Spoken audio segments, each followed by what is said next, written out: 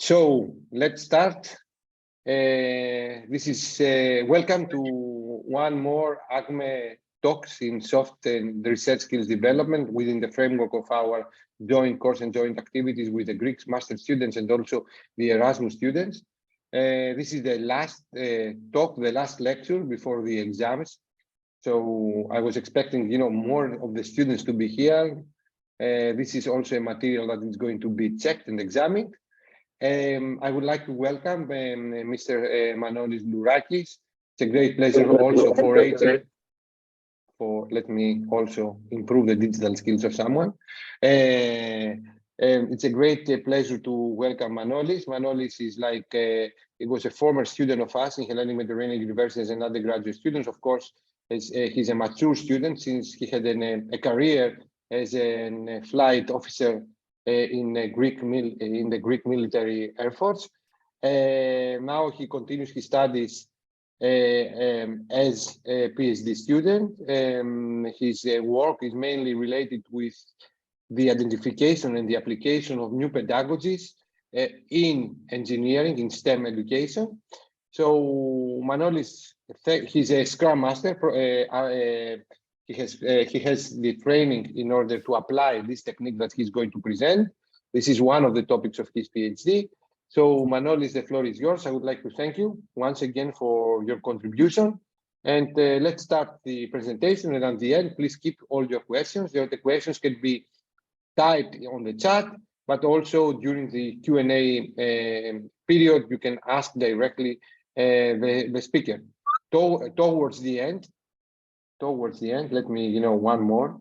Towards the end, I will, Jennifer will provide you with the evaluation questionnaire that we will appreciate very much to complete. And this is going to be the end. The examination are going to be planned next week or, in 10 days in order to give you more time for you to study, but I will say by next week. So I will say by next Thursday, we are going to have the exams. Let's say next Thursday, I will send you a doodle in order to decide, but the majority decides. But I think it's convenient to have these exams next Thursday, let's say during the afternoon, in order to be more convenient for you. But anyhow, we're going to communicate about this. Manolis, the floor is yours. And once again, thank you very much on behalf of ACME Project and HMU for your contribution. Thank you. Thank you, Kostas. I will start sharing my screen now. Let's pick the correct one. Let's hope that this is the correct screen. Can you see the logo of ACME in my screen? Can everybody hear me clearly? I suppose yes. So let's start. Welcome everybody to this talk. We are going to talk about Scrum as a collaboration tool primarily, because I would like to point out the usefulness of this tool in higher education primarily. My goal is through this talk to get a good grasp on what Scrum and Agile is, and also to see Scrum applications everywhere in the world nowadays. So let's start. This is the outline of my talk, this subject I am going to cover, and the usual disclaimer that comes with this project, which is co-funded from the European Commission. So before I start my talk, I would like to give you an idea what is Scrum, okay? So Scrum is a lightweight framework. It's not a methodology. It doesn't have strict rules or steps you need to follow. It's a framework, sets the boundaries where the team works inside. That helps people, teams, and organizations generate value through adaptive solutions for complex problems. So complex problem is the matter at hand, and we would like to deal with this using Scrum.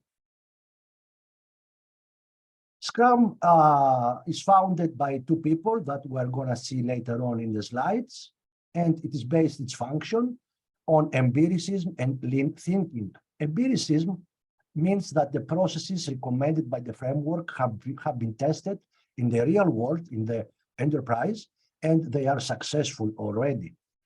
Lean thinking comes from the auto industry and reduces waste and focuses on the essentials. So key word for now to remember is lean thinking.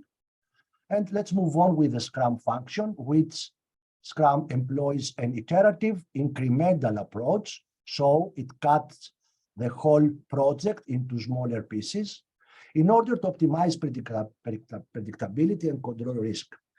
Scrum is for people, is for a group of people working collectively towards a common goal. So it engages those people, which they have all the skills and knowledge and expertise needed to do the work, but they are able to share and they are encouraged to share their skills in between the team as the project goes on. If we would like to picture Scrum is a cycle that we are gonna elaborate pretty much inside this circle. But for now, apart from the lean thinking, I would like you to remember the word incremental. So where does those two concepts come from? The first one, lean thinking, was established by Tahichi Ono in 1988. This guy he died in 1990. He was an industrial engineer in Japan with vast experience in the automotive industry. So he established the Toyota production model that many other auto companies around the world today try to imitate unsuccessfully for them.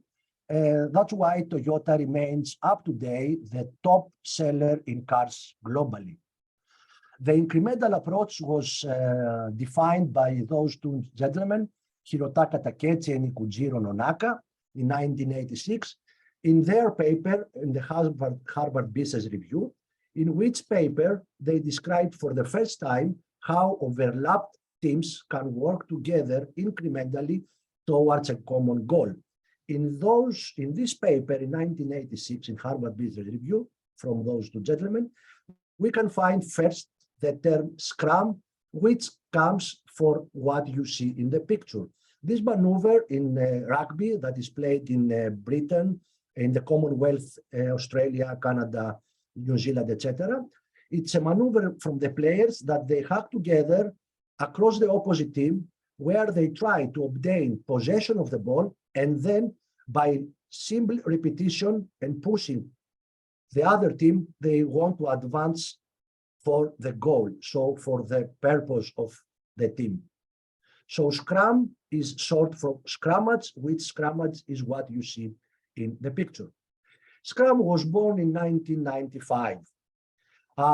The essence of Scrum is depicted in a Scrum guide, which was written by those two gentlemen. The initial conception of Scrum was from the gentleman on the left, Jeff Sutherland, former aviator in the United States Air Force, after he became an academic, and later he was an entrepreneur and devised Scrum as a management, collaboration, or whatever you like tool, which is very efficient, as you're gonna realize by yourself later on. The other gentleman is Ken Schwaber. Both together, they wrote the definitive Scrum guide, where you can find it in the link you see on the bottom of your slide. And it is in the final, the last revision was done in 2020. And this is, let's say, the holy grail of Scrum. Is very short, I think 14, 15 pages. It is translated by now in more than 30 languages. You can find this in your language, and it contains the very essence of Scrum as we know it today. Those two gentlemen, they were very, let's say, curious about what's going to happen in the industry generally, and more specific in the software industry in the 90s. So they gathered together with other people from this industry, especially the IT, software development, in a mountain resort in the United States, I think it was Utah in 2002, where they devised the so-called Agile Manifesto. So Scrum is a part of Agile. Agile is it's a big umbrella of 4 principles that you can see on the pictures. Although these principles were devised for software development, nowadays apply in every aspect of development in general, either software or hardware. And as you can see, the same principles will be applied in the higher education when you see our examples here in this talk. So we have in the manifesto these 4 principles, and also we have 12 rules. If anybody of you would like to elaborate on Agile, would simply search on the World Wide Web, will have all the answers for him. But you need to remember that the Agile Manifesto is an umbrella, and you can say that the Scrum is the handle of this umbrella, is a tool that incorporates for sure all the rules and concepts or principles of Agile, which Agile values individuals over processes. They prefer working software over documentation. They think that collaboration with the customer is more important than the initial contract negotiation. And of course, a nice aspect of the Agile is that you need to respond to change over following a predetermined plan. So let's go again to our talk, which is Scrum. Again, Scrum is a tool that applies the Agile principles, so it comes under the Agile Manifesto. And the key features of Scrum are that it is incremental, it is iterative, maximizes predictability, and in the same time minimizes the risk, and motivates cross-functional team members to share their knowledge. And one very nice aspect that is used in higher education from Scrum is that enables the team members to acquire new skills and knowledge during their work. So let's delve in on some features. Scrum is based on 3 pillars. The first one is transparency. That means everybody knows what everybody's doing. If you have transparency, you can inspect your work. So if you can inspect your work frequently, you can discover problems or discrepancies. So you can change your action. That means you adapt. So transparency, inspection, and adaptation. In order for those to happen, the people that applying Scrum have to embrace 5 human values. These values are openness, respect, courage, focus, and commitment. These human values are reinvented in Scrum, and we are going to talk a little bit more about pillars and values later on in the talk. So for now, you need to remember that Scrum involves people. Let's say these balls in the screen are peoples, and sets the boundary where these people are allowed to move during their work. So it's not a methodology, it's a framework.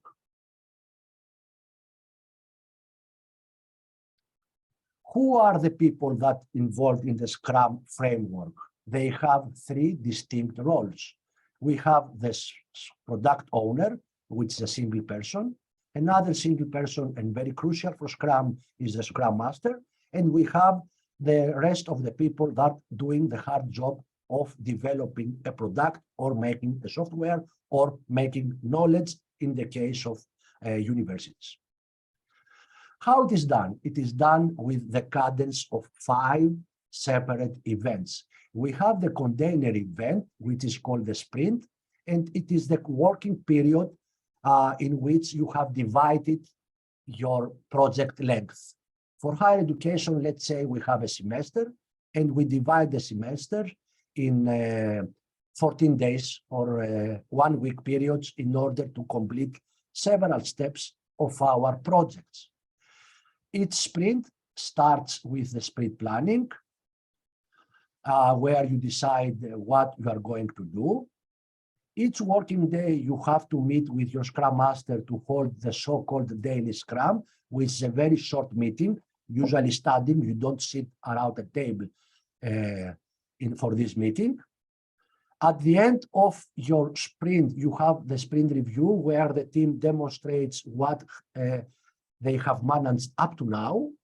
And after this meeting comes a very crucial meeting for the team, very important for the team interactions, which is the sprint retrospect, where the team itself discusses how did they work the previous sprint and how they can get better and better in their work.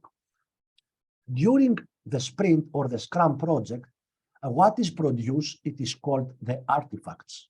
So we have three kinds of artifacts that produced during a Scrum project.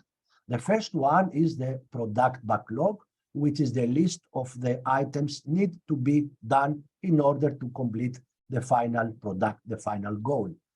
A subset of this list of items is the sprint backlog.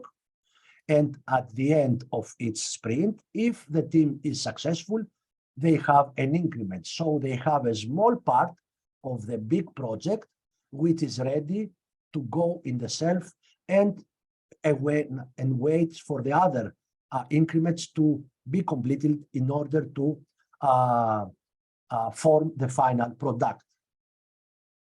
So if we would like to picture that, we have the container event, which is the sprint. In order to start the sprint, we need to hold a sprint planning meeting where all together we'll decide what needs to be done. We will take a small part of these things to be done for the current working period, and we start the sprint. Each day, at the beginning usually of the day, we hold the daily Scrum with the Scrum Master. At the end of the sprint, we have the sprint review. If the sprint review is successful, that means the product owner and the stakeholders decide that what the team has provided, it's useful for the product, then we have an increment. And then the team, without the product owner and without the stakeholders, they discuss how did they work, and they elaborate on methods and tools they worked, and they try to be better at the next sprint. And the circle starts again with a new sprint planning, where the team again will choose another subset of the product backlog, and the cycle goes on. So now you have a general idea of what is Scrum. We need to revisit in detail some or all of its aspects in order to get a good grasp of Agile and Scrum. Okay, so let's dwell in. So the three pillars, transparency, inspection, and adaptation, in few words goes like this. So transparency. Everybody knows what everybody is doing. That's the motto for this concept, transparency. How do you achieve that? In the daily Scrum, every member has to answer 3 questions to the Scrum Master. So he has to be open, he has to be sincere, he has to be respectful. So in brief, if the team members have embraced the 5 values of Scrum, it's very easy to give sincere answers in front of everybody of how they are doing their work. So everybody knows everything. So transparency, it happens. The next one is inspection. Inspection is to frequently check in order to discover problems, in order to discover possibly a wrong path that the work is going. So you don't want that. In order this to happen, you need to stick to the events that Scrum dictates, which is the sprint planning, the daily Scrum, the sprint review, the sprint retrospective, and so on. If you have inspection, that means you can adapt. So adaptation means that in case you find something is wrong or it's going the wrong way, you have to change it now. You have to address the problems that arise immediately. You don't have to consult anyone. You don't have to report to the boss that you have a problem. You start rectifying the problem immediately. That means adaptation in the Scrum framework. So in order to achieve that, you need to be self-managed. You need to have a self-managed team, or you need to be a member in a self-managed team with embracement to the 5 values. So you are aware, you are transparent, you are respectful, and you can adapt. Who are the people that involved in the Scrum? The 3 roles that we saw earlier. So we have the product owner, single person. You can say that this is the overall responsible for the final outcome. We have the Scrum Master, with in fact coaches the team, and we have the developers, 4, 3, 5, 6 people that do the hard work. It's very, very important to remember that inside the Scrum team, there is no sub-teams, there is no hierarchy. The team is self-managed. Nobody tells the team how to work, and you would like to keep this team small. In the guide, says no more than 10 people. Experience have shown that the golden rule is 5 ± 2 people for the whole team. That means you can have developers from 3 to 5, 1 Scrum owner, 1 Scrum Master, and 1 product owner. You go up to 8 people maximum. So, about the roles. The product owner, he is accountable for maximizing the value of the product. So he needs to convince the rest of the team that they are able to do the job, and must persuade them to give their best in order to fulfill the task. Okay? Because usually in industry, the customer that has the need for a product to be made will talk to the headquarters of the company. The product owner, as a role, has to convey the vision of the stakeholder, the one that pays for the product to be made, to convey the vision to the team. It's very common in the industry that when a client goes to a company to order a new device, a new application, he has an idea in his mind, but he's not, it has been proven that he doesn't really know what needs to be made. So here comes the product owner that needs to realize what the stakeholder wants, and also he needs to find a way to convey this order of things to the team in order to fulfill the customer or the stakeholder's expectation. How is he doing that? He has to develop the product backlog, the list to do items we are going to see later on. He needs to communicate those items to the team. He needs to prioritize, even though prioritization is not a proper word in Scrum, because according to the latest revision of the guide, the product backlog items, the to-do list, is not prioritized according to importance. It is ordered by the product owner in order to have better results in time and in quality. And also the product owner must ensure that the product backlog items are transparent, visible, and understood from everybody in the team. Moving on, probably to the most crucial role in the Scrum framework, which is the Scrum Master. Scrum Master is accountable for establishing Scrum as defined in the Scrum Guide. And it is said so because during my experience the last 3 years involving with Scrum, mostly in education, but I have seen a lot of videos in industry also, there is quite few misconceptions about Scrum. So in these 14 pages of the Scrum Guide, it is written explicitly that you are doing Scrum when you follow the guide. So if you deviate from the guide, you are not doing Scrum. Probably you are agile, but you are not doing Scrum. So that's why the crucial role for the Scrum Master is to apply the Scrum as it is written in the definitive Scrum Guide.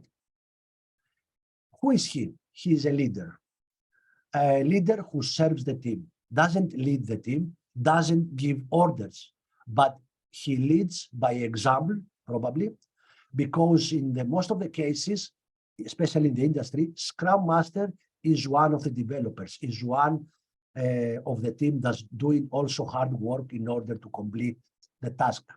So he also serves the larger organization because although Scrum has a very big momentum nowadays in industry and in universities, it's usually it's quite difficult to convince the the headmasters of the university, the dean, or the bosses in an industry, in a corporation, that Scrum is useful.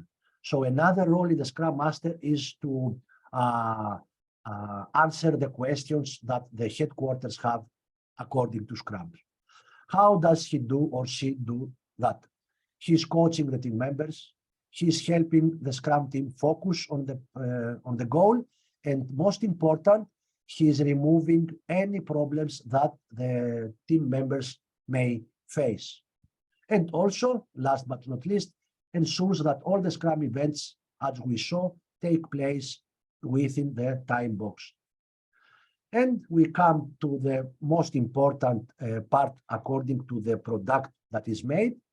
The people that are doing the hard job, the programmers, the developers, the scientists, the researchers, the students in our case. So they are people working together, and they are committed for creating a small part, a usable increment of the whole product in each working period, which is the sprint. So they must have the specific skills that needed for the job. You don't go to a team of plumbers and tell them to fix a wooden floor, okay? You will take carpenters to fix a wooden floor. This is the case also in the Scrum team. You need to make sure that your team has all the necessary skills and knowledge in order to fulfill the task, okay? They are responsible for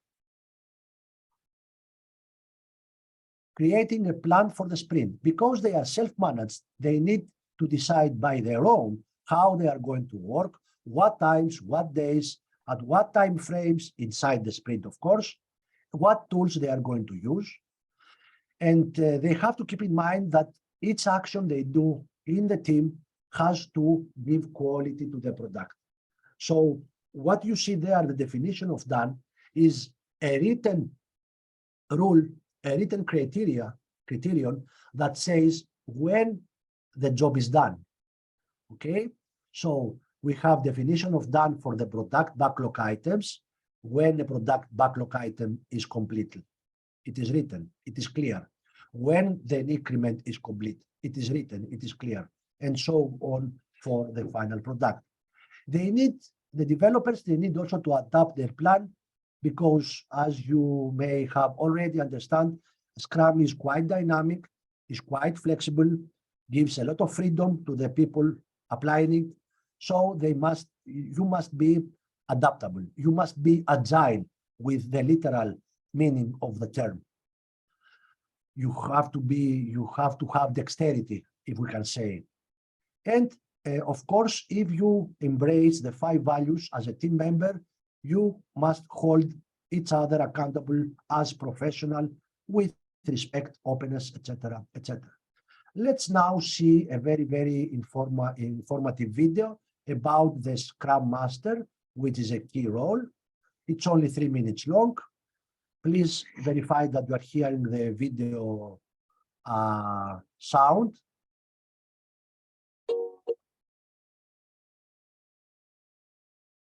Scrum Master is responsible for ensuring Scrum is understood and enacted.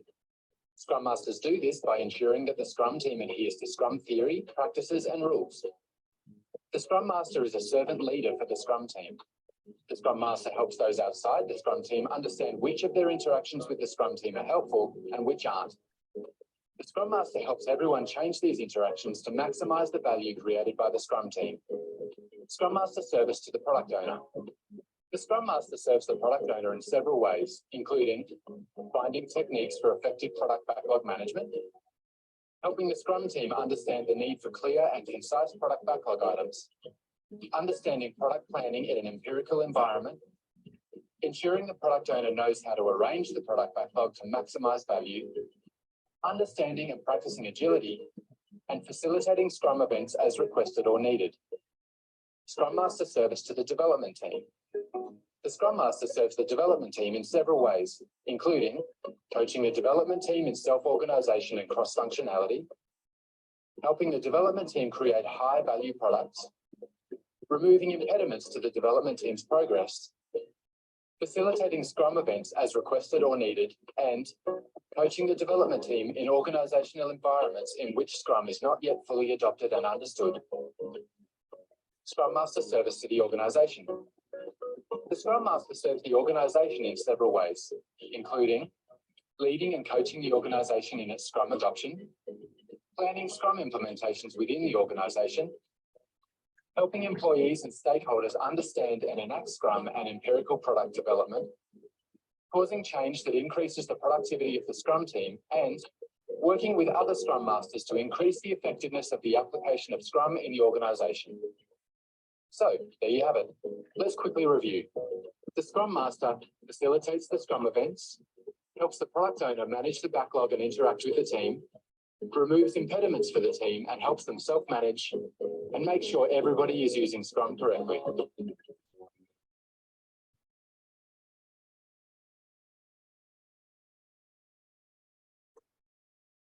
So, what is produced during the sprint?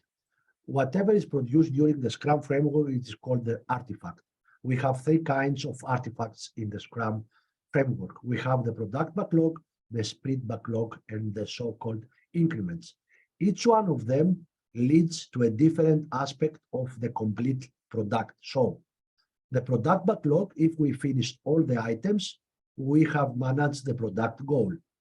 In each sprint, if we fulfill the sprint backlog items, we manage to make the sprint goal. And when we finish all the sprints and we gather all the increments, we have the definition of done, which means we have the final product, the final outcome. If we see a little bit more in detail those three artifacts, we can say that product backlog is a list of requirements, a to-do list. So it's the things that needs to be done in order to complete the task. It is prioritized, or better yet, ordered by the product owner. It is refreshed and renewed at each sprint planning meeting at the start of each sprint. And anyone can add items at any time during the Scrum cycle. But beware, only the product owner can delete items from the product backlog, because he, in his mind, has the whole idea of what needs to be made. Remember, the product owner conveys the vision of the stakeholder, whom pays for the job, to the team. If we take a part of the product backlog to work in a specific sprint, we have the sprint backlog. So the sprint backlog, it's a subset of the product backlog. Although it is ordered, each member of the developer teams sign up for work of their own, either by dividing works, or as Scrum advocates, it's better for the whole team to work together in the very first sprint backlog item, and then move on to the second, and then move on to the third one, until all the sprint backlog items are complete. This is called the swarming, like the behavior of the bees when an intruder comes to the hive. All the working bees are attacking at the same time to the intruder in order to protect the beehive. In the sprint backlog, each item has to be estimated on the effort that needs in order to be completed. So the work should be estimated, and as the work progresses and the team gains experience on this kind of work, they can re-estimate or get better in work effort estimation. And last, as for the product backlog items, so for the sprint backlog items, any member can add an item to the sprint backlog. At the end of each sprint, we have an increment, a tangible outcome of the sprint's work.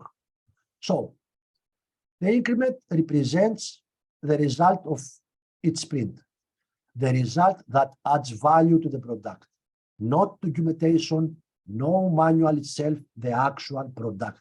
That is called an increment. Okay? And an important aspect on the increment is that the product owner and the stakeholders together in the sprint review meeting, they give the okay that the result of the sprint was useful and valuable to the product, so it can be named an increment, so they can move on to the next step for the product. And now I would like to talk about a general misconception about the artifacts of Scrum. The burn down chart, as you see in the picture, is not an artifact. It is an aid that helps team, product owner, and Scrum Master to keep a track on the work. Okay, it's a display of what amount of work has been completed and what is left to complete. I have seen many people that say that burn down chart is an artifact, but remember, it isn't. Artifacts are only the product backlog, the sprint backlog, and the increments. It's an aid. Another aid is the flap chart. Unfortunately, I don't have a picture there, but these flap chart and burn down chart are aids to help the team stay in course, if we can say that. Let's move on to the events. So we have the container event, which is the sprint.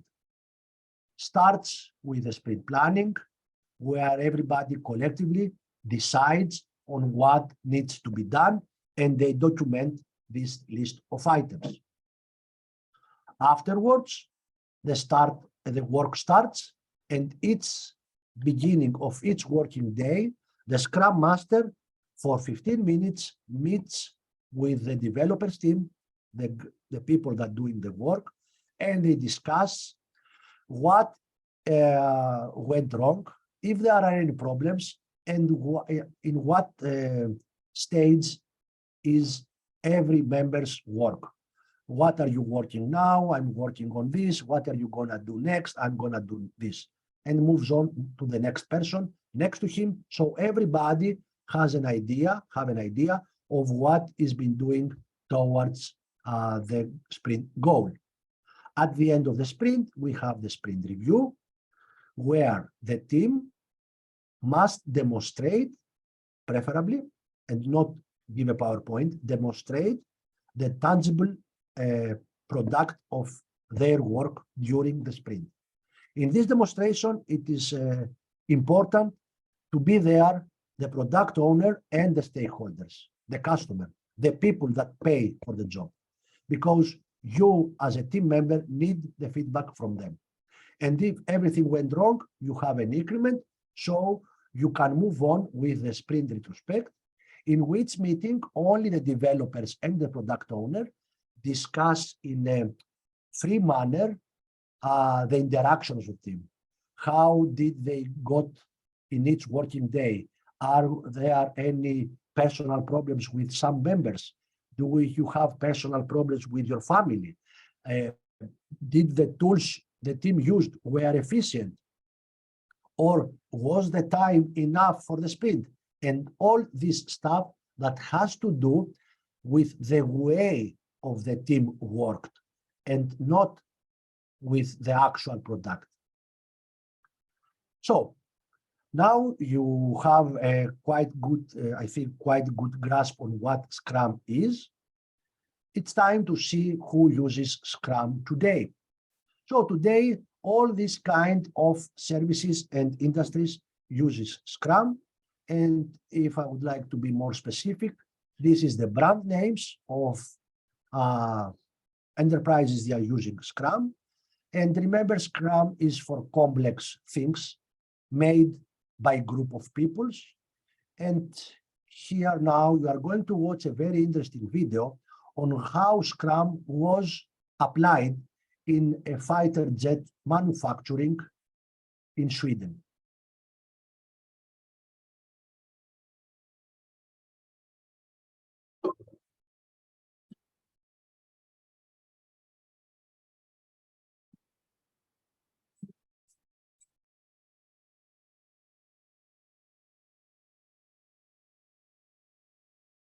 Mallory, if there is an audio to the video, we cannot listen to the audio.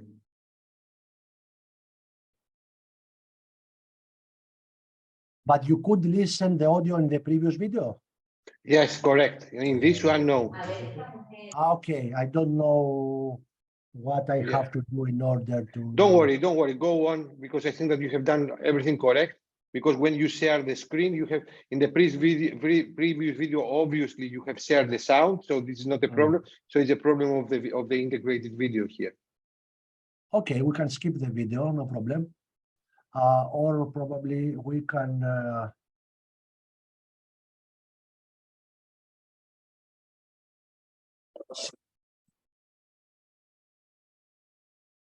See the last part of the video.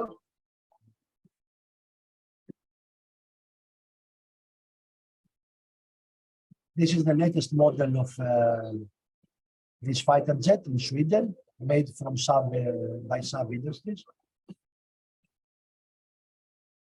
And they used Scrum, as you have heard up to now, exactly the same thing.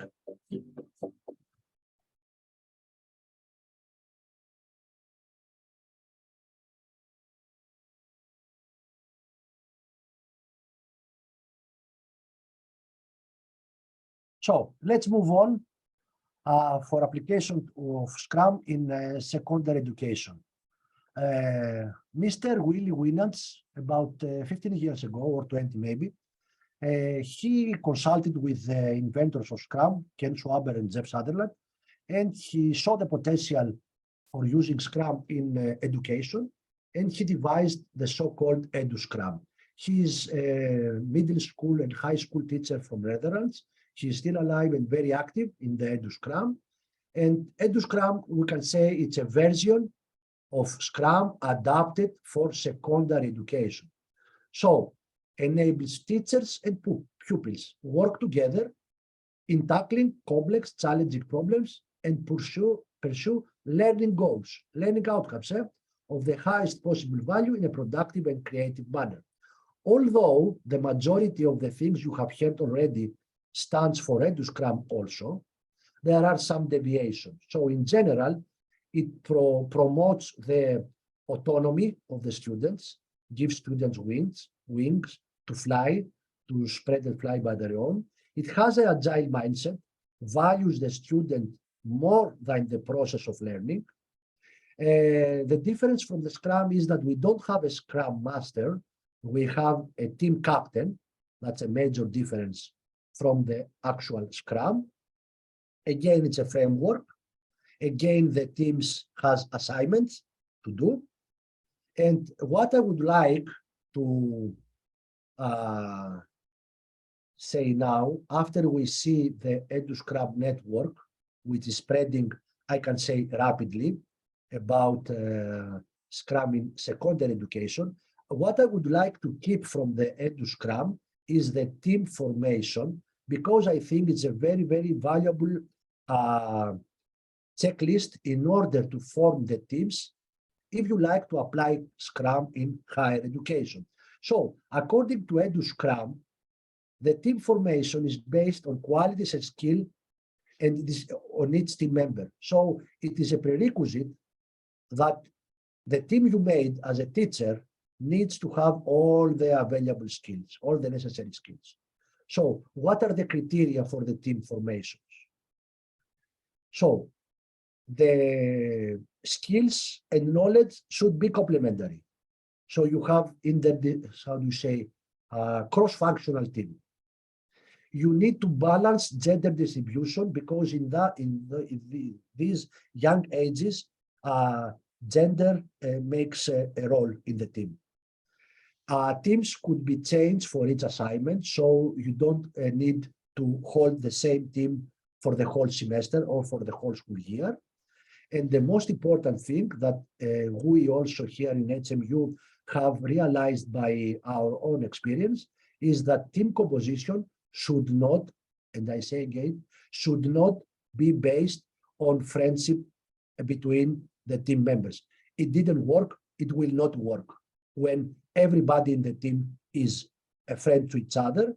And also, if you choose to go that way, to make teams with members that are already friends to each other, you will lose crucial aspects of Scrum, which is the evolving of soft skills like communication, collaboration, critical thinking, conflict resolve, that happen usually in a diverse set of people that actually they are not friends to each other. So we would like to keep these criteria for the application of Scrum in higher education, which have started and is gaining momentum in the recent years. We have already published work in various disciplines, from English literature to software development to prototyping IoT devices, etc. So we have this work from Spain, we have this work from Sweden, and I have just picked few of them. They are quite more nowadays. From England, Ellon University, and this is our recent application. It was published 1 week ago about our application of Scrum in an online Physics 2 course. What are the reported conclusions of each of these works? Let's see a few of them. So, in the use of Scrum in project-driven higher education in Sweden 10 years ago, they highly recommend the Scrum for research-focused project-driven undergraduate courses in computer science, but as you can see, it works in every aspect. We have another discussion that says the positive action of Scrum to the students because they can act freely, they can project ideas, they can divide the work in smaller parts, incremental, during the sprints, they can follow meetings. In another paper, it is described, the benefits of Scrum, which is in conjunction with extended problem-based projects, Scrum enable realistic collaboration practice. So with all this, the application of Scrum so far in the higher education has nothing but positive feedback from everyone, especially from the students. Another discussion is in this study that in chemistry, as you can see, the impact was very, very positive. And let's move on in some results that me and Kostas have gained from our experience on using Scrum in our university. So here you can see raw material that was gathered through questionnaires, the feedback from the students. So we can reassure you that even if now in this talk you think that Scrum is complicated, actually it isn't, because the students don't need to know all the aspects of Scrum. The Scrum Master and the product owner, yes, they need to know all aspects, but the students actually, Scrum helps them a lot in many aspects of their work. So in this question, where would you, and this question was done after the completion of the Scrum project in Physics 2 undergraduate course, we asked the students if they thought it was more difficult than they thought in the beginning, and the majority of the answers is that it was neither difficult nor easy. It was as expected. And also, we have a part of students that they thought it was easier than they thought initially, and also a part of students that they thought it was more difficult. Another feedback we had, and it's very positive for the Scrum, is that the majority of the students believed that they gain more knowledge because their involvement in the Scrum projects. So we know for sure, and they believe that they gain more knowledge. So it was a fruitful experience for them. And when it comes to soft skills, like timekeeping, time management, focus, commitment, critical thinking, decision-making, almost all the students have had something positive to report back that came from this Scrum experience. We also, but we didn't publish, we also applied Scrum in a not theoretical course like Physics 2, but in a hardware course where a team of 5 Erasmus students, they were given as a capstone project in order to get their degree to build an Internet of Things device, and more specifically, a weather station that could be connected to the internet, to a platform, to have a database of readings and report real time at an application in a smartphone or in a computer. So from this project that we are very proud of these 5 students, it was 1.5 years ago, 4 Belgian students, Erasmus students, and 1 German postgraduate in the master degree. They reported back, again, very, very positive things, that the majority of them understood the framework pretty good. They have, at the beginning of their project, a lecture like the one you had today, here, this audience. So they understand it, okay? That's very positive. That means if they understand it, they think that they can apply it, and they proved they could apply it. Another question is, what was the impression about the Scrum framework after the completion of the project? And everybody thinks that it was easier than they thought initially. So that's another good thing from Scrum. And last but not least, they think that they got better in keeping deadlines, in communication, in time management, and so on. So after all these applications in industry, in secondary education, in higher education, we as Scrum practitioners, we strongly suggest the use of Scrum in higher education. And according to our experience, we have some suggestion if any of you would like to apply Scrum in higher education. And we are talking about the Scrum as it is used in the industry, with the addition of the team formation that we borrowed from the EduScrum, okay? But it is allowed to do so. So if you would like to apply Scrum in your institution or talk to your teachers in order to apply Scrum in a group project, what you should start doing is first learn the framework. In order to learn the framework, you can start with a guide. The guide is translated in many languages. In the first time we applied Scrum, we used only the guide, and that was enough. We are not a company that needs to make profit. We don't have teams of students that will work in this company for 5 years. We have students for 1 semester. So the guide itself is enough for applying Scrum. If you want to get a better insight on the framework, the next level you need to do, again with minimal cost, is to read the book by the author. In this book, you will find many insights and many good ideas on how to implement each aspect of Scrum as it described in the definite guide. So I would say that these 2 readings go together with minimal cost. You can find the Scrum guide in the book depository that is delivered worldwide under €15 or $15. But again, if you like to delve in the Scrum framework, you can always take the training. There are many institutions offering Scrum training and product owner training and Scrum practitioner training, but the cost is quite big, above 500 or 600 euros or dollars. So you can start with the Scrum guide and the book. Then, if you are a teacher, as a product owner, you need to train Scrum Masters. In order to do that, you should pick motivated students. I'm sure that you can distinguish which student is motivated enough in your classroom.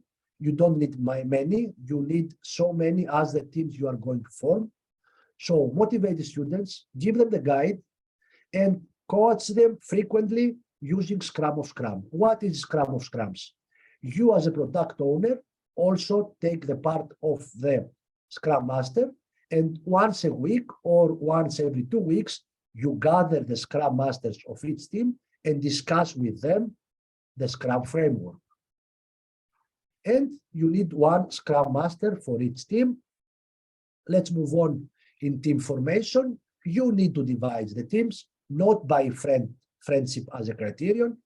I would suggest to learn first in the beginning of the semester the skills, individual skills of each class member, either with interview, it takes time, or with a questionnaire online or in paper, which is more rapid. So to have a knowledge, a general idea of which student can do what thing. So you can apply the SCRUM criteria on forming your teams and keep the teams small if it's possible. Okay, a maximum number of developers should be 4 to 5 members in each team. You need to give them ready the product backlog. Although in industry, in the enterprise world, the product backlog is devised in the very first sprint planning meeting in cooperation with the stakeholders, the product owner and developer team. In higher education, it is preferable for the product owner, aka the teacher, the professor, to give the product backlog ready. You are allowed to do so because you are the sole responsibility of the final outcome, of the final product, which is the knowledge that your students want to take. So it is advised to you as a product owner to make the product backlog according, of course, to learning objectives, learning outcomes, soft skill cultivation, whatever would you like to focus. Last but not least, you need to get feedback frequently, either by interview or questionnaire. So we are suggesting a questionnaire about team project work and team communication and collaboration in the very beginning of the semester. It's good to have a mid-semester evaluation of how things are going. And of course, after the final exams, where you should be able to have measured the outcome of your experiment, of your SCRUM project. And with that, I have almost finished my talk tonight for the SCRUM. I would like for the next 3 minutes to hear a nice motivational video about the magic of SCRUM, because there is magic in this thing. And this is Mr. Jeff Sutherland, that he talks about the magic of SCRUM. As it happens in the industry, why not this could happen in the higher education? So tell me if you can hear him. So people have always asked me, even Ken Schwaber has said to me, Jeff, you don't talk about the magic of SCRUM. Where does the magic happen? The magic happens when the commitment of the team occurs, and it only happens with openness, courage, respect, focus, and commitment. Let's review key points from this lesson. The SCRUM values help foster creativity, innovation, and the health and wholeness of the team. These values also ensure the improvement of team performance and that work is done at a sustainable pace. The 5 SCRUM values are openness. Information is made clear and available to everyone. SCRUM events are open to all. Problems or impediments are made visible. Courage. Speak truth to power. Share your ideas. Say when something is broken and insist it be fixed.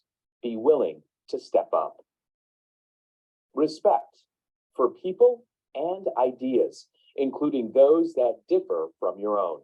Respect is essential for people to be confident enough to be open. Focus.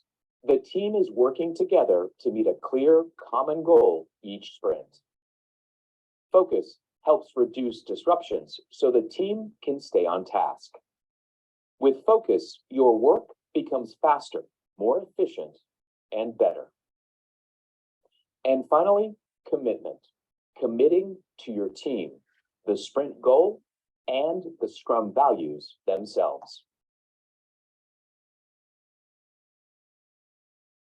So we have talked about the Scrum as a collaboration tool.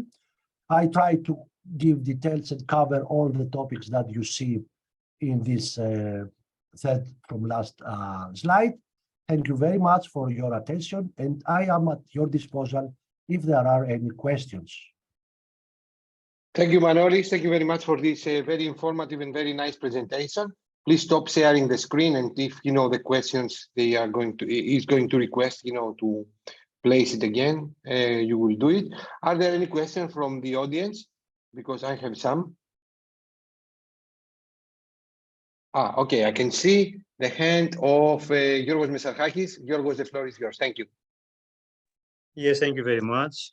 First of all, I have to pay my respects as an Air Force officer for this presentation and for your work. And my question is if this way of management collide with other types of management or quality requirements like ISO. If talking about the industry, if I'm a company or an educational organization that I want to comply with the ISO requirements, does all this collide with this ISO 9000 or 9001? Thank you for your question. Very nice question. So it doesn't collide at all, because when Scrum was made, has taken into account all these, let's say, restrictions or regulations that apply to every aspect of industrial development, from food to hotel hosting to making airplanes. So it doesn't collide at all. What it conflicts with other types of management. So you cannot have both waterfall model of management with Gantt charts, meetings at the end, 6 months prediction, and Scrum altogether. You can have either Scrum or any other but Scrum. But no, it doesn't collide with ISO. If I may, I have another question. Please go ahead. Just like ISO, is there any organization that certifies the Scrum compliance to an organization? No, as far as my knowledge goes, there is no such organization yet. From my experience, I would like to point out here that, as I said at some point on my talk, I have realized that many people are claiming they're doing Scrum, but actually they're doing other things similar to Scrum, like Kanban, extreme programming, etc., that every other thing but Scrum, again, falls under the umbrella of Agile, but it is not Scrum. Okay, Scrum is the only one that it is proven with studies that it has the benefits that it has. No other kind of management or collaboration tool has these proven effects. No, there are no an institution or organization that certifies that Scrum is done. What is certified or registered, if you can say, is the training of the Scrum Master and the product owner. So if you ask me if I was the boss in a company and I would like to hire a Scrum Master and the product owner, I would make sure that both of them have undergone the official training, as I did, thanks to Kostas 1 year ago, as a Scrum Master or as a product owner. Thank you very much. Thank you very much, Giorgos, for the questions, and Manolis for the replies. Manolis Tsignanos, the floor is yours.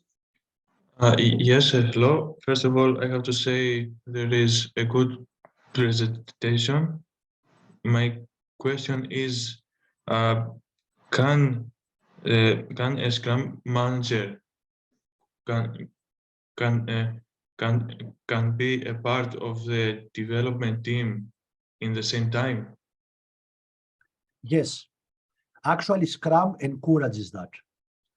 And again, you give me the opportunity to point out another discrepancy that I have realized that happens in Greece. Now we are talking. I have seen videos from people in YouTube, Greek people that are working in the software industry, and they claim things like, no, the Scrum Master shouldn't be a developer member team, or you can have a developer team without a Scrum Master. None of the above applies. yes, the Scrum Master is encouraged to be a team member that does the job, and with an extra task of performing as a Scrum Master. And for sure, you need to have Scrum Master in the Scrum framework. If you don't have a Scrum Master, you don't do Scrum. Okay. Okay. Thank you very much. Thank you both, Manolis, for the question and the replies.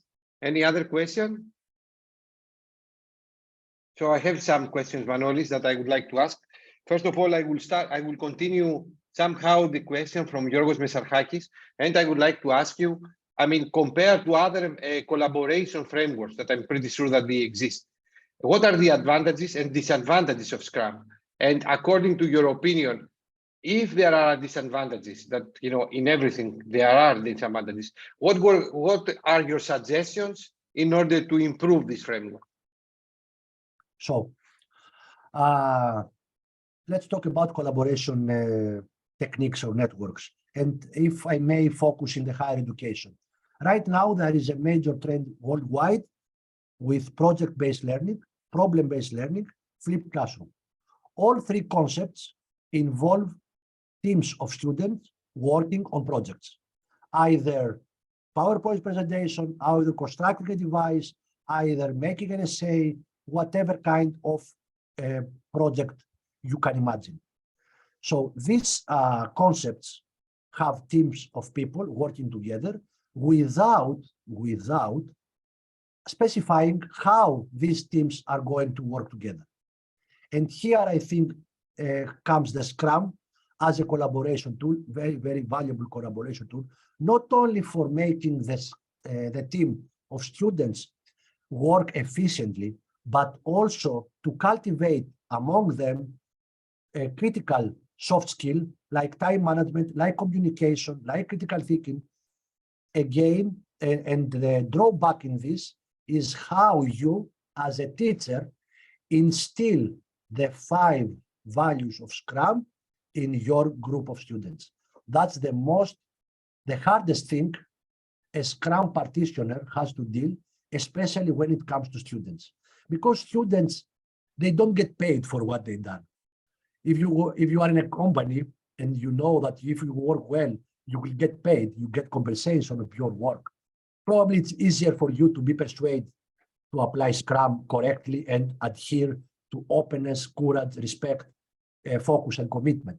But in the higher education, the hard thing is first to convince your student that it is successful by adhering to 5 the values of Scrum, which is these are human values.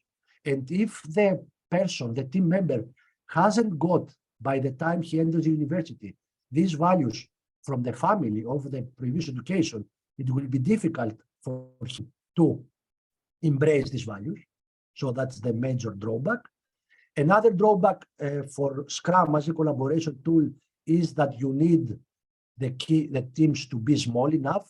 So probably you cannot do it in every course, in every university. Another drawback is you need at least 1 Scrum Master for each team. If you try to do the Scrum Master work in all of the teams by your own, as you already know, you will fail, as I did last year. Okay. And that's all from me. I'm not sure I answered your question exactly. If you like to repeat it or confirm. Yeah, I would like you know, to elaborate a little bit more my question. Okay, you know, you very clearly mentioned and stated the disadvantages. So I would like to know now, what are your proposals in order to solve these disadvantages? First one. But I would like to go a little bit back. Problem-based learning or project-oriented based learning, however it is, this is a pedagogy. Totally, I agree with you that they don't dictate a collaboration management tool for the teams, how to collaborate in order to provide the deliverable. But, you know, this is my point over there. There is a lack of any management or collaboration tool there. So this is my question. If another management tool exists. What are the advantages of Scrum? Now I compare collaboration framework with collaboration framework. Does not exist right now. But if you have on your mind another collaboration framework, this is my question. What are the advantages of Scrum compared to any other collaboration framework? Thank you. Thank you very much for this clarification. Now everything makes sense. So if you leave a team by its own work, it will work as they feel like. So they will, probably they will gather together. They will decide what they are going to do, and then they will meet again. They will divide the work, and they will meet again at the end of the deadline to present their work. And if they manage to get all the bits together, to present a final outcome. And that method of working, which is very arbitrary, resembles the waterfall model that is being used even now in the industry, that you have a very big project to fulfill. You start with a very, very lengthy initial planning meeting where you are trying to predict every step on the way until the end of the project. And the experience has shown it is impossible to do in this liquid and flexible world that we live in now. Take, for example, all the disruptions that happen in the industry from the war in Ukraine. Disruption is in raw material supply, disruption in freight, cargo movement, etc., etc. So that's the benefit of Scrum. The benefit of Scrum is that gives a guideline to the team of work, gives a framework. You can do that, you can do that, you can do that, as long as you meet frequently every day with a Scrum Master. You meet every, for example, 15 days to say, what have you done? Document your progress in a burn down chart, etc., etc. So that is the advantage of Scrum on comparing to any other arbitrary or established way of management or way of working. Thank you. And what about the solutions that you propose regarding the disadvantages of Scrum? So the solution, I'm still in the research of those solutions. What I can say for sure is the suggestion I made in the last slides. So that one for sure thing is, because your team of students must be, must be cross-functional. So they have to be diverse. You have to have diversity on skills and knowledge. It's a very, very good idea. And I have done this in a project that we are working right now in this semester. And at the beginning of the course, I have provided a questionnaire on what skills each individual has. Can you solder in a printed board? Have you ever seen,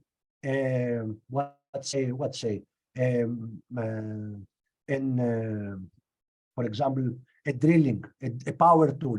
Do you know how to program in Windows? Do you know how to program in C++, etc.? So a list of requirements I would like for someone to have. It's not necessary for everyone to have these skills, but if you collect these, and of course, these require a lot of work on behalf of the product owner, the teacher. So that's another drawback of applying Scrum, the hard work that product owner must do. If you have all this together information, then you can have, at least you can start correctly your Scrum project. Another suggestion I have, and I didn't have this suggestion in my suggestions in the slides, is you don't want to start the Scrum project right at the beginning of the semester, because your students must have at least an initial knowledge of what they are going to do. So it's better to start the regular courses, the lectures, the classes as it's supposed to be, and at some point where you think that they have enough knowledge to start using Scrum, you can give them assignments in group projects. And also by that, if you do that, you start the project after the beginning of the semester, you have all the time to do what I have said earlier. Gather individual skills and knowledge from everyone, probably with interviews if you have time, or with questionnaires from Google Forms if you don't have time. So that are my suggestions about implementing Scrum in higher education. Thank you very much, Manolis. I have more questions, but I will provide the floor now to Spiridon. Spiridon Karakoulak, the floor is yours. Thank you, Manolis, for the answers. Hello, thank you very much for your presentation and for your Q&A. But from what I understood from the presentation and the Q&A is that Scrum is basically a synchronous way of communicating. What about though a framework that is encouraging asynchronous way of communications? For example, in most open source projects in GitHub, which many people collaborate, they still manage to succeed, yet I don't think they apply a framework such as Scrum, since the work there is mostly asynchronous. Okay, thank you for your question. And I would like to clarify, what do you mean by asynchronous? Are you talking about the virtual environment? Because you mentioned about GitHub. So everything is done remotely, and each individual, even if he's a part of the team, working on its own project, and at some point gather all the code in GitHub and share their job. Is that what you are talking about when you say asynchronous? So basically what I mean with asynchronous is like someone from India or Greece or USA with different time zones can work on the same project, never meet, and still manage to provide a good result. And what happens in, let's say, in GitHub that you mentioned virtually, is you provide your changes of the code on the existing code, and then someone is doing a review on that code, but on their own time. Basically, pretty much they never do a synchronization. Okay, now I get it. So I don't have a clear answer on that, because if you're doing Scrum, you need to do some things together. That means real time together, either virtual, as we have did it already, or face-to-face, as it's supposed to be. So in the sprint review meeting, which is very crucial to present your work, everybody must there, because it's a tremendous opportunity, according to Scrum, to get feedback on your work. Okay, so if we have a team of 5 developers, each one of them developing a part of the code, and this part of the code is presented, let's say, in a second sprint review, everybody should be able to get a feedback. Having said that also, I could say that this feedback can be asynchronous. What do I mean? As I imagine right now, you can have at least one representative of the whole team in a specific time zone with the stakeholder or the product owner, and only those 2 people discuss together about the goods and bads of the code so far. If these people, the representative or the Scrum Master preferably, can convey the feedback in another time later to the developers, yes, probably you can say that you are agile, but I'm not sure this is Scrum, because Scrum, it's very specific on who attends what meeting. So when you go asynchronous, means that somebody is absent due to time difference, due to distance, due to whatever. Okay? I don't know if I answered the question. Can I comment on this to Spiridon? Of course. So Spiridon, I will say to you, without to be an expert, but by reading and observing what Manolis is doing, I will say that, you know, Scrum is not incompatible in some extent to asynchronous collaboration. I will give you an example for this. So imagine that, you know, a team works, you know, for a paper, and each one of the team members should, someone generates the introduction, someone's, you know, are going to do the bibliography research, other, you know, team, you know, the conclusion. These people, you know, they can operate, you know, in a different, you know, independent each other. But at the same, at one hand, whatever this is, like writing a paper or to demonstrate if a device will operate, they should gather all together. So technology, I think that Scrum is compatible with technology like asynchronous methods, but in any framework, and Scrum highlights this, all the teams, all the members of the teams, they should come together in order to evaluate how the different parts integrate to each other.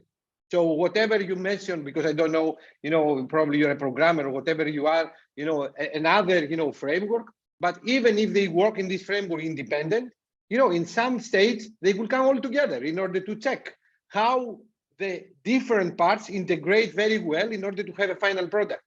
So I will say from this point of view, Scrum does not place any barrier for the team members to work independent, but when a sprint, let's say sprint review should finish, all of them, they should come together in order to communicate. And I will say this is the advantage of Scrum, because in a daily basis, they come together every day, despite that they are working in a different zones or by themselves. If they will work all together and make this integration simulation in a frequent periodic base, they will identify the mistake much earlier, so they can go back and correct. So I will say that Scrum is compatible to asynchronous, but I will say this is the advantage of Scrum, that frequent meetings could identify the overall problem, much earlier. So this saves money, this saves time, saves human resources. And I will say Scrum on this approach, because of its agility, is like an advantage. But my reply to this is like, it's very compatible to asynchronous, but in any framework, synchronous gathering should be there. And if the project gets more complicated, like the sub, this fighter, they should come much earlier, because they should integrate different projects to all together in order to perform. This is my reply and my response to Spiridon as an attendant, as not as an expertise.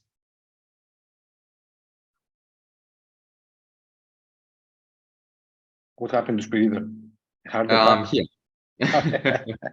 I'm just having a different point of view, let's say, because, for example, the most common and biggest open source project in the world, which is the Linux kernel development, I don't think they use such a framework at all, because there are like millions of developers collaborating. There is no way there's going to be every single member to synchronize, yet it still works, and yet every server is using it. I would say, Spiridon, I'm going to be surprised if they are not going to meet all of them at once in order to check the integration. I don't believe this. I believe that once, they are meeting all together in order to see how the different integrated bits are working all together. But this is my opinion. So basically, from my understanding and my experience, at least in the development area, I don't have any experience in education or pedagogy area like you're presenting. Basically, when you have access to the code, you can compile it yourself.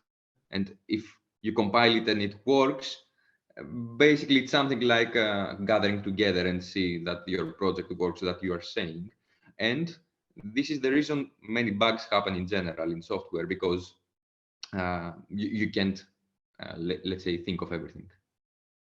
But as you describe right now, this is a single project. I'm talking about, projects that different inputs should be introduced in something more complicated to work. Because what we are describing right now is like a single Google document, let's say, that people, they are working in the same paragraph at the same time. I'm talking something different. If you have different parts of the paper that different people are working on this, they can work independent, but at the same time, in order to have the overall project, they should gather together. So, but if, someone or different people, they are working just for the introduction, of course, they can work asynchronously in order to make the input. But even in this case, someone should read the whole inputs of the introduction in order to be something with coherence, because different inputs, different characters, different perspectives, they are going to introduce some things that they don't communicate really well when you are going to read the overall. So even in this case, I have a different opinion. But I mean, this is the nice things of discussion, to disagree and agree. Actually, though, I was talking about the the possibility that you are describing. It's not a single document. It's like many projects come together. But so if many projects are coming together, they should perform as an overall. No, if, for example, building a car or building an aircraft, other people they are doing the painting, other people they are doing the hydraulics, other people they are designing the canopy. It's like different projects, but they should work all together. So Yes. when they are going to examine the all together, they should come all together. They cannot work independent, asynchronously in this case. They should come all together to test. Well, that's what's happening in software, though. So you are on agreement with Scrum. They are coming synchronously. No, they never come together. Yet they, let's say, yes, let's say a different team builds the tire of the car, a different does the windows, a different team. Yet, since it's software and you can actually, let's say, download the whole car on your PC, you can test it yourself. That actually removes the need for synchronization in software development.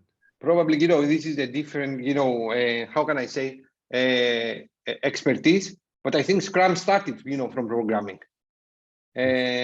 So if they started from programming, the people in IBM, for example, they have shown that this is an efficient way to program, an efficient way to do the product. Because I'm not using for randomly the IBM. IBM has tested this. Yes, but IBM is a corporate, and I'm talking about open source. Corporates want to have the best methods for corporates to gain profit. But also they can provide open source if they want, no? Only if it's profitable at some point for them. But this is a different, this is like the profitability. It's not, how do they work? They can work in an efficient way, even in the open source. The people, they should work in an efficient way. Scrum, it has to do with the efficiency of the collaboration. Either it's an open source or it's a commercial product. This is irrelevant now. Anyhow, let's go on and we can continue, Spiridon, our discussion later on. Any other question? Because I have one more. Don't afraid, ask. Anyhow, I would like to let me disagree with something that Manolis has mentioned, and I would like Manolis, to justify his statement, or how does he think? You mentioned, Manolis, very well that friendship does not help the cultivation of soft skills or the collaboration within the team members. Am I right? This is your statement, no? Or your opinion that friendship, within the people, within the team members is something that we should avoid, no? I said you should avoid the friendship between team members because you will lose crucial aspect of Scrum, which are the embracement of openness, courage, respect. These three mostly, because when you are friends to each other, you have the freedom to even curse to him, and he will not misunderstand you. He will not judge you for that. But this is not the team, the concept in a team. So you need to learn. I think the Scrum in team, which they are not friends in between them, it's an opportunity to learn for them to be respectful, to have the courage to speak their opinion, okay? And to, what else? Respect and be open. So exactly. If you make friends, if you are friends with your team, you are losing all these three aspects. And probably as a teacher, you want to cultivate these three values. You don't want them to hide beneath the surface of friendship. That's what I'm talking about. Yeah, let me disagree on this. Exactly, this is my point. I think that you can be open and honest to a friend. You can be, what is the other value? Can you please repeat? It's openness, courage, yes. and respect. And also you should have the courage even to a friend to tell during, a job task that you are doing wrong, or I think that this is the opinion. And the other one, I'm forgetting, I'm tired, I think. What is the third one? Openness, courage, and respect. And respect. Also, to say your opinion, I think it's the opposite. You respect the other one works and you would like the other one to perform.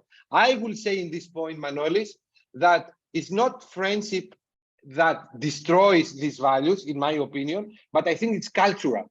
it's a cultural aspect. I will give an example. In Mediterranean area, we are a little bit hesitating to go and say direct to even to a friend, look, you should change this thing. You are lazy. You should change your opinion. I'm still open. I still trust you because I'm saying your opinion and I'm not, doing, this from your back. That is going to degrade, the efficiency of the team. On the other hand, if you go to a more northern, let's say cultures, they are direct, even they are friends. They are open, even they are friends. I think that this is a cultural aspect. More, I would say the cultural aspects probably will affect the values in the application of Scrum than friendship. This is my opinion from this point of view. Okay, I will don't disagree with you, but my experience from the last semester in the Physics 2 course again, when we did that and I failed face-to-face applying Scrum, I let them form teams as they like. And all the teams performed poorly. Manolis, but we are talking in this case for the same culture. So yes, okay. That's what I'm talking about. All right. So it's cultural. It's not.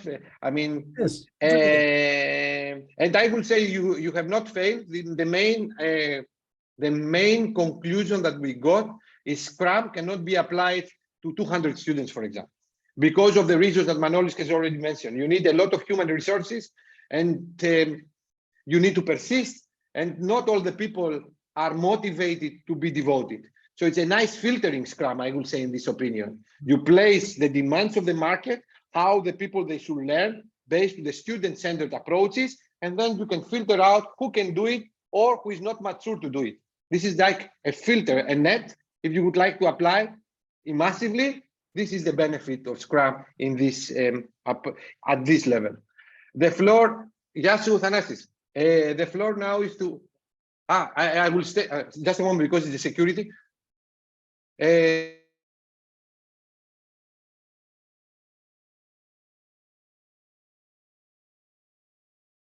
Sorry, because I need to not be locked, in the campus. The floor is to Vangelis first because he has not asked a question, and then to Manolis. Vangelis, the floor is yours. Okay, thank you. Thank you, Manos, for the nice presentation. Always your presentations very informative, very nice. And I would like to comment on this about the teams, how it's built. Maybe the problem is that when you have friends in the team, they don't have all the skills that they are needed for this project, for example. If they are all good programmers, but not someone good in mathematics, let's say, or you need someone to be good in mathematics, another one to be good in programming, another one maybe is good from building hardware or whatever. Okay, so if your project involves all these things, you have to build the teams in order to have all the skills that you need. So the friendship, as it is, let's say there are friends, but not gather all the necessary, let's say, skills that we need. That's the point for me, maybe. The another one is about how very good students they are. For example, one team could be very good students, and another team not so good. So if you make the teams according to the needs, maybe it's better. That's my point. Thank you, Evangelos. I couldn't agree more with what you said. But this is a challenge despite the Scrum. This is a challenge in the classroom in general. So this dictates the level of your course. This is the challenge of a teacher. What level are you going to follow? If you follow very low level, then the very good students, they are going to feel boring. If you go very high, according to the very few, then you are going to miss, the rest of the classroom. So this is like your talent as a teacher, as a trainer, to find and identify the appropriate level in order to keep both of the groups motivated. It's not easy. So the floor is to Manolis Tsikanos. I think it's about friendship. The answer is a little in the middle, and I think is to first ask the question, what kind of friendship is this? Because if this kind of friendship doesn't respect each other, each other, maybe no one of them will increase their skills, and they're not have and they're not respect each other just to make a good work. But if we have a good friendship, maybe will they will learn from the others, and they be able to increase their skill is because they have a good participation in this project, and